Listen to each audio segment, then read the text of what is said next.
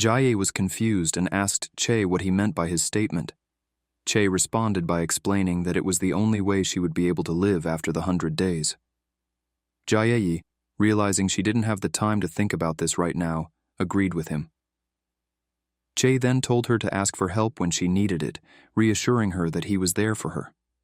A few minutes earlier, Jae had been feeling both uneasy and anxious, but now, thanks to Che's words, she felt completely at ease. Che suggested she should have bought something sweet, and Jae was grateful. Thanks to him, she was no longer feeling uneasy, and the day had ended on a positive note. As Jae finished her drink, Che urged her to hurry up so he could take her home. Jae, slightly exasperated, pointed out that she had barely taken 2 sips of her drink. Still, she felt genuinely happy. Meanwhile, Chaewon was at home, feeling the effects of her hangover. She thought to herself that she had gotten old, and as soon as she got home, she had passed out without calling Jae. She promised to call Jae after work. Just then, Chaewon noticed a message from Yeonsu, and she contemplated ignoring it, cursing herself for not being more careful. Yeonsu, however, had seen Chaewon looking at the message and called out to her. Chaewon, embarrassed, admitted that she was taking a break because of her hangover. Yeonsu, not showing any signs of a hangover herself, teased Chaewon about drinking too much. Chaewon pointed out that Yeonsu didn't seem affected, to which Yeonsu replied that she had an excellent remedy for hangovers. She offered to give Chaewon some when they returned to the office.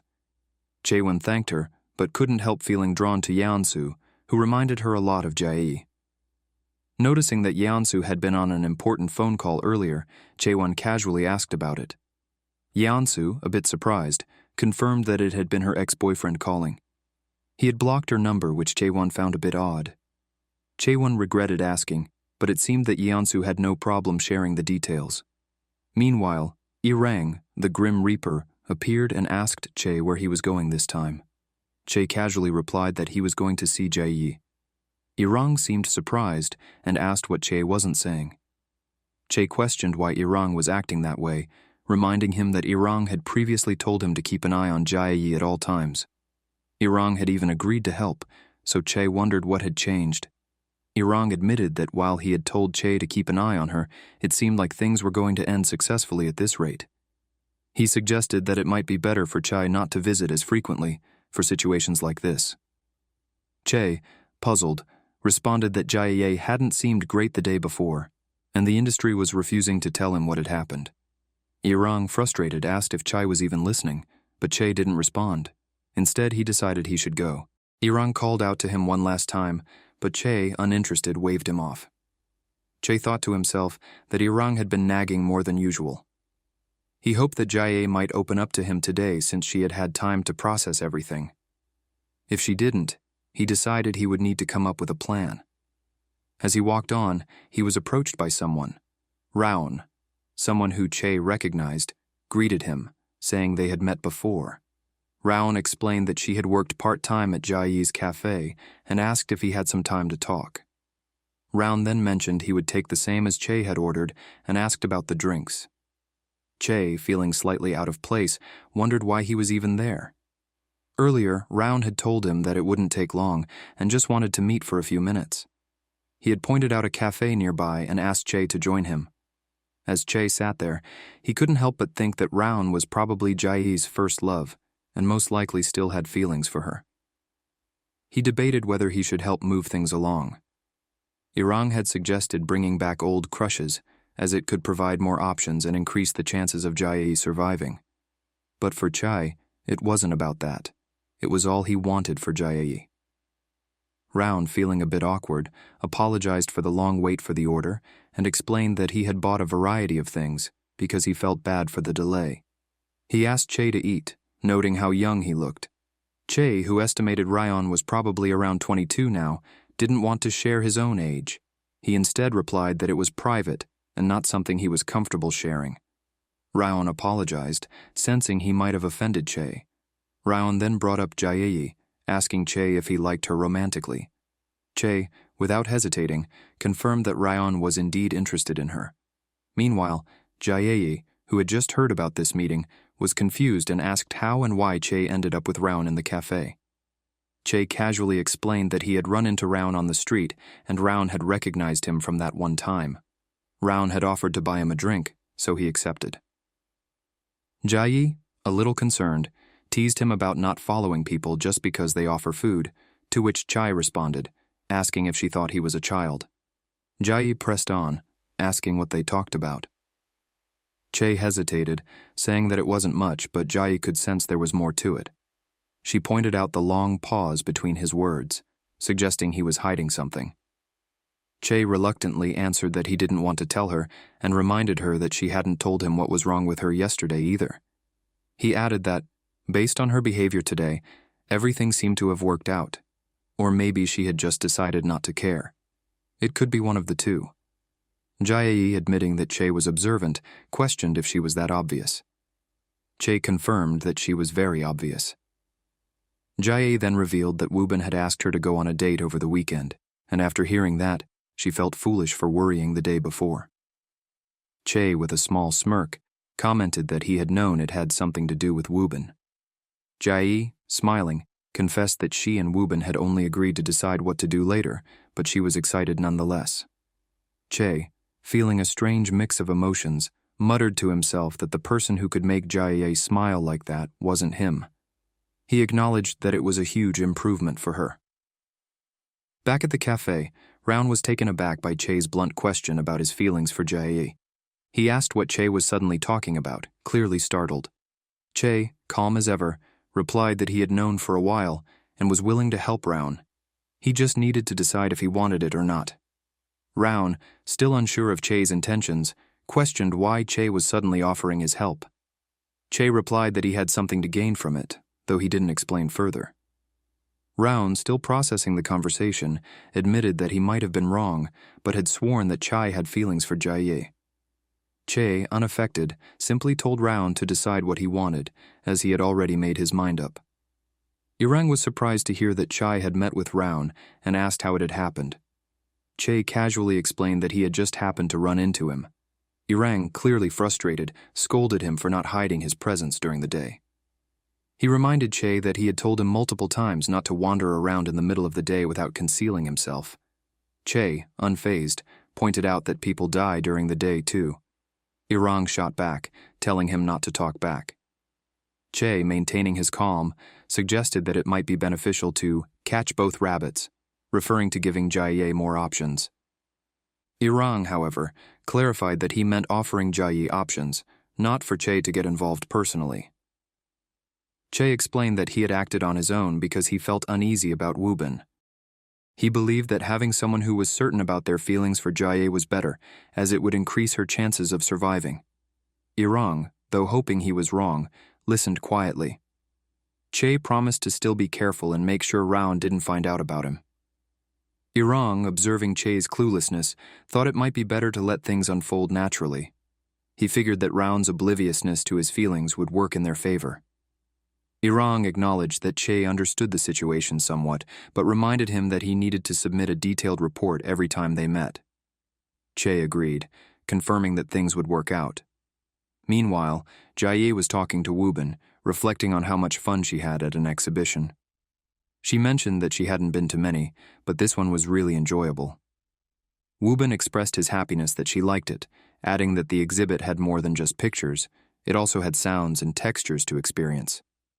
Jia, touched by the thoughtfulness behind his choice, explained how much she liked the part where they replicated the sound of the ocean and created a sandy beach. Woobin, smiling, confessed that he liked that part too, and that it made him want to travel. Jia, mid-sentence as she was about to ask if he liked traveling, accidentally bumped into someone. Woobin quickly reacted, telling her to be careful. The man she bumped into apologized, but Jia reassured him that it was fine. Woobin, concerned, asked if Jia had been hurt, to which she responded that she was okay since Woobin had caught her. Woobin then apologized for touching her suddenly, but Jia assured him that it was fine. She said the situation had happened so quickly that she didn't mind the physical contact. Woobin, noticing how crowded it was, suggested that they hold hands to navigate through the crowd. Jia, agreeing, said that it would be fine. Later, Jia was talking to Chaewon, who noticed that Jae seemed to be replaying the scene with Woobin in her head. Chaewon, teasing her, pointed out that she was probably still in the honeymoon phase, where one person is happy and the other is depressed. Jae, confused, asked why Chaewon was depressed. Chaewon explained that it wasn't her, but her co-worker who had been feeling down. She had accidentally overheard something and ended up giving relationship advice, which wasn't something she was good at. Jae, surprised, laughed and said she couldn't believe her co-worker had asked Chaewon for love advice. Chaewon expressed sympathy, saying that she felt sorry for the co-worker. Chaewon went on to explain that her co-worker had regretted breaking up with her boyfriend and had kept calling him, but he eventually blocked her number. Jae, acknowledging the situation, commented that it was something even a love expert would have trouble advising on. Chaewon agreed, admitting it was hard to know what to say in such a situation. Jae then noted that the co-worker must have really liked the boyfriend to keep trying to contact him even after the breakup. Chaewon, however, revealed that the co-worker had been the one to end the relationship. The co-worker had been transferred to an overseas branch and had wanted to stay there due to her career. Despite dating since college and even planning to get married, they had broken up over a disagreement about her staying overseas. Afterward, things hadn't worked out for her abroad, so she had returned to the Korean branch.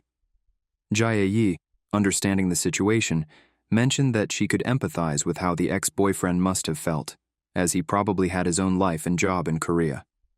Chaewon, not quite understanding her co-worker's actions, admitted she was a bit confused as well. Jae, impressed, remarked that Chaewon had managed to give advice, even though she wasn't comfortable doing so. Chaewon, blushing slightly, explained that the only reason she had listened to her co-worker's rant was because she reminded her so much of Jae. She mentioned that her co-worker looked like Jae with her face, which made her feel like she couldn't ignore her. She joked that if the co-worker hadn't resembled Jae, she probably wouldn't have listened. Chaewon then asked Jae why her co-worker had broken up with her boyfriend in the first place, leaving Jae speechless and confused. Jae, after finishing her work, thanked her co-worker and said goodbye. Her co-worker, noticing Jae's tiredness, asked if something had happened the previous day. Jae assured her that she was fine and just hadn't been able to sleep. The co-worker, still concerned, recalled how Jae had seemed about to pass out while making orders and offered to close for her if she was too tired. Jae, however, declined, saying it was okay now that the rush was over and that she would take it easy until she felt better. The co-worker reminded her to call if she needed help and left, leaving Jae alone in the cafe. Jae sat quietly, suddenly feeling drowsy now that it had grown quiet. She contemplated whether to have some coffee, but was distracted by her thoughts.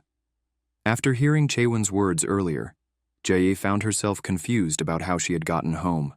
She also questioned whether the person Chaewon had mentioned was the same one she had seen in connection with Woobin. Everything seemed to line up perfectly. The story Chaewon had told her, as well as the troubled expression she had seen on Woobin's face. What worried her the most was that Woobin hadn't come today. Jae felt frustrated, but there was no one to talk to about it. Irang suddenly appeared, noticing Jae sighing. He remarked that it was unlucky to sigh so much. Jae, startled, cried out in surprise, thinking she had seen a ghost. Irang quickly apologized, explaining that he was the Grim Reaper, and that he sometimes forgot to be discreet due to his usual manner of going around. Jae, still a bit shaken, assured him that she was awake now. She then asked if he had come alone. Irang confirmed that Yoon had gone to the other side today, leaving him on his own. Seizing the opportunity, Jae admitted that she wanted to ask Irang for advice about something. She began to explain the situation, but Irang interrupted, loudly reacting to her words. He recalled that Woobin had seemed troubled by a strange woman who had called him, and that Jae's friend had mentioned someone who wanted to get back with her ex-boyfriend. The similarities in the stories, especially that the woman and her ex had dated for over 5 years and were even planning to marry, caught his attention. Jae wondered aloud if they could be the same person. Irang, after a pause, explained that while many people shared the same name, it was concerning how many similarities there were in the stories. He suggested that Jae simply ask Woobin who the caller had been. Jae hesitated, worrying that Woobin might be upset if she pried into something like that, especially since they weren't dating. Irang acknowledged her concern, but agreed that it would be awkward to ask directly.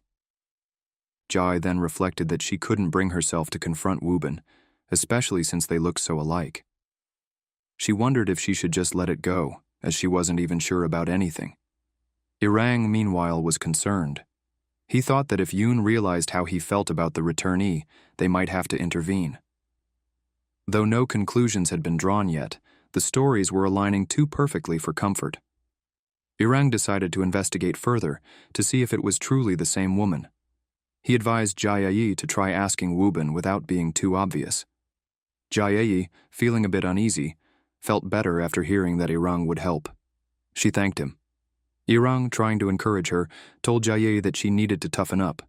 After all, she had been given a second chance at life, and it was important to be strong. Jia, startled by his sudden words, asked if he was serious. Irang, thinking to himself, wondered how Jia would survive in such a cruel world, with her overly kind nature. Meanwhile, Raun, meeting Chai unexpectedly, questioned if Chai had been spying on him.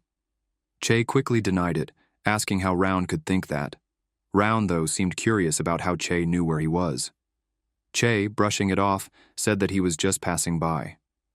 Raun then admitted that he had been wondering how they were going to meet up again, since they hadn't exchanged numbers yet.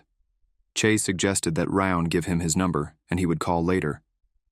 Raun, still hesitating, wondered aloud if Chai was truly okay with this. He offered to go to a cafe instead, but Chai declined, saying it would be better if Raun didn't spend all his time with him. He then asked Raun a question, requesting honesty. He wanted to know why Raun now saw Jai as a romantic interest when, in the past, he had seen her as a little sister. Raun, surprised by the question, denied ever saying that. Chai, however, insisted that Raun had mentioned it when he was in high school and that Raun should remember. Raun, after a pause, finally acknowledged that back then he had felt there was no choice but to think of Jai that way. But then, with a sudden realization, he wondered if Jai had overheard him saying that. Chai, observing Raun's confusion, kept his thoughts to himself, but couldn't help but wonder about the connection between everything happening around Jia. Jia called out Raun's name as she entered his home, feeling a bit anxious but determined. She thought about how precious Rayon was to her and reflected on her feelings. She never needed her mother's influence to love him. By the time she was old enough to think for herself, she had already developed deep affection for him. She didn't completely understand her mother's insistence on her marrying Rayon, but she thought that if it was him, she would be happy. Curious, Jia asked Raun's mother where he was, only to learn that Raun had been told to come down long ago, but still hadn't appeared. Raun's mom seemed annoyed, mentioning how Raun had become difficult to deal with lately and refused to listen to her. Jia, wanting to spend time with him, offered to take something upstairs to his room. Raun's mother, appreciating Jiayi's kindness, asked if Jiayi had experienced any mood swings yet, before shifting to another topic and expressing her concern over Raun's behavior. She then remarked that Jai seemed like the same sweet and kind person she had always been. Jai's mother, overhearing, lightly teased Jai about not changing, and Jai, laughing, made her way upstairs to Raun's room. Upon entering, she greeted Raun, who seemed annoyed that she had barged in. Jai, not backing down, teased him about leaving the door open on purpose, knowing she would come in. Raun complained about her proximity, claiming she was too warm and made him feel hot. Jai laughed, pointing out that the air conditioning was on, and argued that it wasn't even hot. Raun, irritated, told her to get a chair if she wanted to watch the show with him. Jai, eager to join him, said she would get one right away, asking him to wait. Raun, watching Jai's reaction, couldn't help but feel conflicted. He had harbored feelings for her for years, yet he realized that he wasn't the only one who thought she was cute and pretty. He recalled hearing the boys at school talk about Jai, admiring her looks and wondering if she was dating someone. They even mentioned that she had visited Raun recently and looked great, and some seemed impressed by the fact that she and Raun had been friends for over 10 years. Raun, feeling disgusted, could not bear the way they talked about Jai. He thought to himself that he wanted to beat them up, but immediately reconsidered, not wanting Jai to be dragged into the mess. Instead, he insisted that Jae was like a younger sister to him, trying to shut down the conversation. His friends, however, wouldn't let it go, urging him to stop denying that Jae wasn't just a sister to him.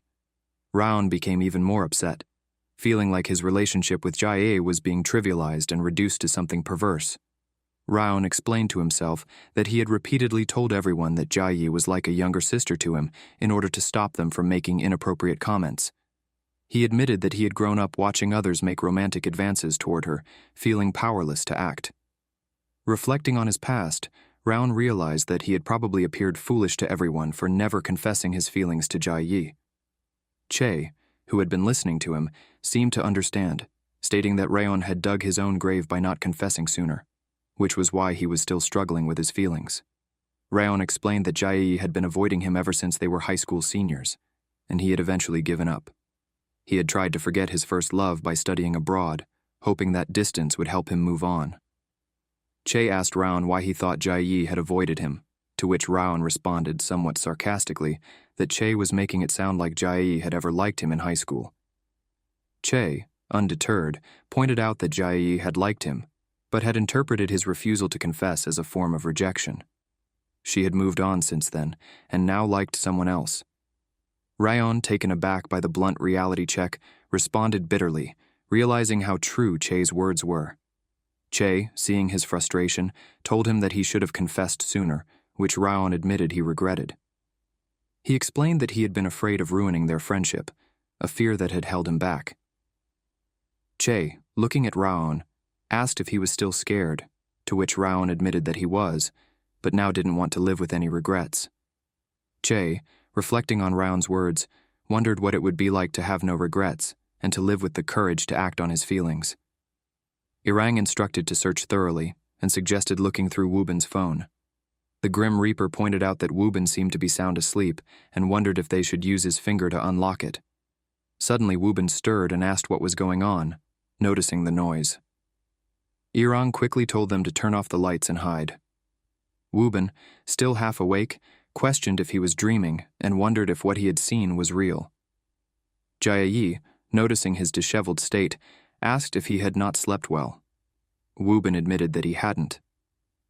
Jae asked what had happened, speculating that he had been working overtime. Wubin explained that last night while he was sleeping, he heard something and saw people dressed in black in his room. Initially, he thought it was a dream, but the more he thought about it, the more he began to feel uneasy. He admitted feeling embarrassed, revealing that he was afraid of the occult. Jae, feeling sympathetic, expressed her hope that it had just been a dream. Wubin chuckled at himself, finding it a bit funny that he, as an adult, was scared of something like this. Jae reassured him, saying that she too was afraid of ghosts, understanding his fear. She then asked him to wait for 3 minutes while she prepared something. Wubin agreed, mentioning that he wasn't in a rush. Jae handed him yuja tea, suggesting that the warm drink would help him feel less tired. Wubin thanked her, and Jae responded politely, saying it was nothing. Wubin then confessed that he really liked Jae, and said he should get going. Meanwhile, Irang was looking at a photo. Upon reflection, Irang realized that they could have searched Wubin's room after he had gone to work, questioning why they went to the trouble of doing it earlier. Irang mused that the woman who had called Wubin, Yeonsu, was someone he used to date. This woman, Irang thought, reminded him of someone else. Che, who had just entered, asked what Irang was looking at. Startled, Irang exclaimed not to scare him, and Che insisted on seeing what it was. Irang protested, saying that Chai shouldn't snatch other people's things, but Chai ignored him, commenting on the picture of Wubin with a woman who looked strikingly like Jae. Irang then explained that the woman reminded him of the returnee, calling Wubin a jackass. Che, sensing something was off, asked if Jae had told him something. Irang admitted that Jae hadn't told him anything, but there was more to the situation. Later, Jae reflected on Wubin's words about his office visit, feeling like she had been on cloud 9 all day. She regretted not dressing more nicely that morning, but what she needed most was confirmation about their relationship. She felt uneasy because she wasn't confident about what they were to each other. Since they weren't officially a couple, she couldn't directly ask him about it. However, she thought that once she figured out where they stood, she could bring up the phone call and get clarity on it. It wouldn't be too late to ask him. Just as Jae was about to reach out to Woobin, Yeonsu suddenly appeared and confronted him, accusing him of blocking her number. Woobin, surprised, called out her name. Before Jae could confirm anything about her and Woobin's relationship, their dynamic took a turn, leaving her uncertain about what to do next. Woobin was clearly upset and asked Yeonsu why she was holding onto his arm, demanding that she let go. However, Yeonsu refused, insisting that they needed to talk. Jae, witnessing this, asked what was happening. Woobin, sounding frustrated, told Jae that Yeonsu was being ridiculous, apologizing for the scene. He explained that it must have surprised Jae. Jae, though startled, reassured him that she was fine, though she couldn't help but recall what Chaewon had said to her earlier. Yeonsu, feeling emotional, apologized and explained that her actions were driven by her feelings. Jae reflected on her thoughts, thinking to herself that when she had a bad feeling about something, there often turned out to be a reason behind it. After returning home, Jae recalled how Yeonsu had looked at her, feeling uneasy about the situation. Yeonsu continued to insist that they needed to talk, but Woobin, growing more irritated, told her that he had already made it clear he had nothing to say to her and that he had plans. Yeonsu, however, didn't care about his plans and demanded that they talk immediately. Woobin, exasperated, began to speak, but Jae interrupted, telling him that it was okay and that he should talk things out with Yeonsu. She added that he could call her later and told him to get home safely. Jae, unsure whether she had made the right decision by letting the two of them go, lay in bed, reflecting on the events. She wasn't sure how to feel, but once she saw Yeonsu, she felt there was no way she could talk to Woobin and pretend like nothing had happened. Despite everything, Woobin didn't call her. Jae found herself feeling calmer after some sleep. It was still early, and since she didn't have to open the cafe that day, she decided to sleep more. Just then she was startled to hear someone call her name. It was Mr. Che. She asked why he was standing on the veranda instead of coming through the door. Che explained that after filling out the register and finishing his work guiding the souls, it had become early morning. Knowing that Jae was likely sleeping, he had no choice but to check on her. When he saw her get back into bed, he had rushed to stop her. Jae, slightly surprised, asked if he had planned to enter one way or another. Che admitted that he had planned to come the day before, but was stopped by Irang. Jae, sensing that Che had likely heard about what had happened, confirmed that he must have heard it from Irang. Che, frustrated by the situation, called Woobin crazy and asked Jae if she was okay. Jae confessed that she wasn't sure what she was feeling, whether it was anger, betrayal, or sadness. Che reassured her that her feelings were completely understandable. Jae, conflicted, mentioned that she wasn't sure if she could just ignore what had happened. She wondered if she could dismiss everything and date Woobin anyway, but questioned if she could truly be happy if she did. Che, encouraging her, told her to get a hold of herself and cheer up. Jae, feeling embarrassed, asked what that was all about. Che explained that he was simply trying to cheer her up and assured her that, regardless of what happened, he would respect her decision. Jae, trying to shift the mood, offered Che 5 free cakes if he came to the cafe that day. She then thought to herself that talking to Woobin was still something she had planned to do, but she wasn't sure how to proceed. Suddenly there was a knock at the door, and Yeonsu appeared, apologizing for showing up unannounced. She explained that she wanted to talk to Jae. Jae, surprised by her sudden appearance, wondered what Yeonsu was doing there. Jae was surprised and wondered how Yeonsu knew where the cafe was and how she knew her name. Yeonsu explained that she had asked Chaewon about Jae, recalling that Chaewon had once mentioned a friend who looked like her. Yeonsu had never imagined that the friend Chaewon spoke of would turn out to be Jae. Jae realized that Chaewon had indeed said something like that before, but hadn't been fully aware of the connection. Yeonsu confessed that she had made up an excuse to come to the cafe just to meet Jae. Jae, still confused, asked why Yeonsu had felt the need to see her so badly. Yeonsu, with a serious expression, requested that Jae stop dating Woobin. Jae, taken aback, snapped back, saying that she didn't think Yeonsu had the right to tell her that. She pointed out that, from what she had heard, Yeonsu and Woobin were no longer dating. Yeonsu confirmed this, but added that they still had a shared history, something that could not be erased easily. Jae, frustrated, asked how Yeonsu could bring this up now. Yeonsu explained that she understood how baffling it must be for Jae, as an ex-girlfriend, to ask the current person dating her ex to stop seeing him. She admitted that their breakup was due to her career, but she still loved him. Seeing that Woobin was interested in Jae, who looked so much like her, led Yeonsu to believe that he still had feelings for her. Jae, quietly observing, wondered if Yeonsu realized how much they resembled each other. Yeonsu shared that she and Woobin had started dating 7 years ago, during which time she was everything to him. She warned Jae that people would notice their striking resemblance and questioned how she would handle it. Jae, reflecting deeply, replied that time moves forward, and eventually even the most intense periods of life fade into the past. She believed that her situation was different, though, and she had already made up her mind about it. Suddenly, Woobin entered the cafe, calling Jae's name. She, concerned, asked if he was okay, noting that he looked as though he hadn't slept. Woobin apologized for rushing, explaining that he didn't want to keep her waiting. Jae, observing him, understood that he must have been troubled by the events the day before, and while she was angry, she was still understanding of his situation. Jae, with a heavy heart, told Woobin that they should stop seeing each other. She explained that their relationship had never really been defined, they were neither friends nor lovers, and she didn't want to continue it anymore. She apologized for springing this on him so suddenly. Woobin, clearly confused, thought that Jae was bringing up the events from the previous day. Jae, conflicted, considered whether she should hear him out and continue dating him until their relationship became more serious. But she quickly dismissed the idea. She realized that despite her deep feelings for him, she couldn't ignore the situation. Jae then thought to herself that if Woobin had explained things to her after talking to Yeonsu, she might have been able to accept whatever reasons he gave. But now, everything felt meaningless. She had liked him so much, but the situation had made her feel foolish. She wondered if it was possible to stop liking someone over something like this. She also knew that she didn't have much time left, thinking that the Grim Reaper would probably lecture her about being an idiot. She felt like she had made a huge mistake, unable to even get herself a boyfriend.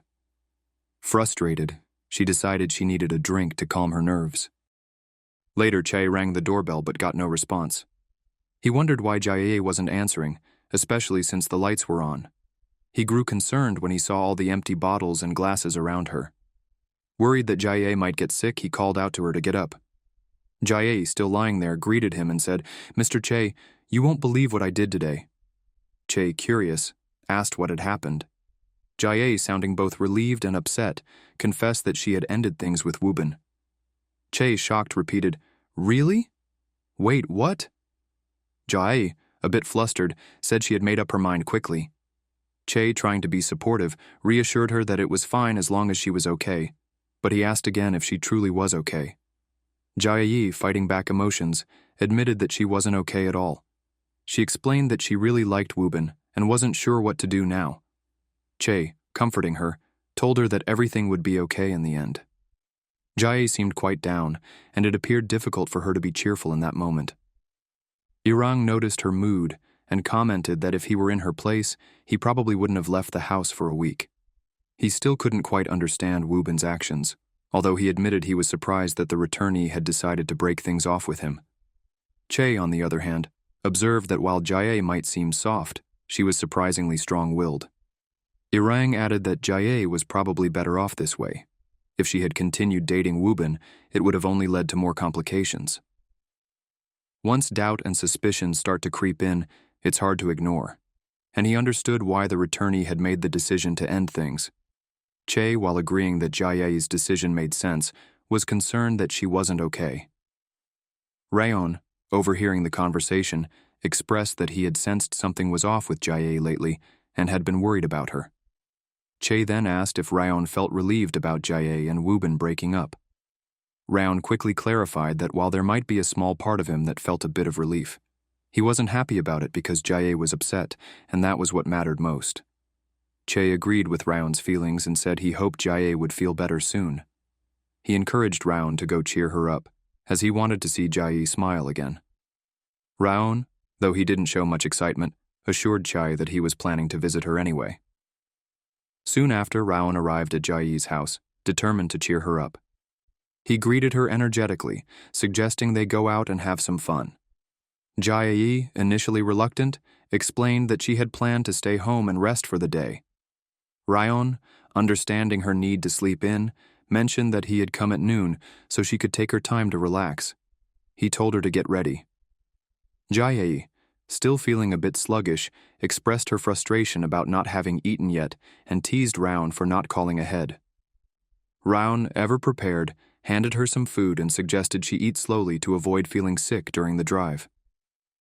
Curious about their plans, Jai asked where they were headed, surprised by how much Raon had prepared. Raon smiled and told her they were going somewhere that would make her happy, assuring her to trust him and put her seatbelt on. Jai responded skeptically, hoping it would be worth it. As they drove, Raon commented that the ocean breeze was a bit chilly, to which Jai responded with excitement, mentioning that she hadn't been to the beach in ages. Raon smiled, mentioning how great it was that the Yellow Sea was so close to the city. He explained that visiting places with nice views was a good way to lift one's spirits. Jai, surprised that he knew she was feeling down, asked how he figured it out. Raon laughed and said that he had known her for so long that he could tell how she was feeling just by reading her texts. He added that even his mom and Jaeha were concerned about her. Jai, feeling a bit caught off guard, admitted she thought she had been doing a good job hiding it. Raon, however, gently scolded her, asking why she felt the need to hide her feelings from him. He reassured her that if she did, he could always take her out whenever she was feeling down. He then asked if she felt better after their outing, and Jai smiled, thanking him for being there. Che, watching from afar, noticed Jai's smile and felt relieved. He was happy to see that she was finally looking more at ease. Jai commented on how much fun she had. She praised the delicious food, the nice cafe, and even the stuffed animal she had won from the claw machine. She declared that it was the best outing. Raon, with a grin, joked that she should thank him for being so awesome. Jai, laughing, teasingly replied that since she was older, he should be the one thanking her. She then joked about how long he would continue treating her like his younger sister. Raon, surprised by her comment, responded earnestly, saying he had never thought of her as a sister. Jai, caught off guard by his serious reaction, paused and wondered why he would say that. His response made her feel a little curious and unsure, leaving her to reflect on their friendship in a way she hadn't before.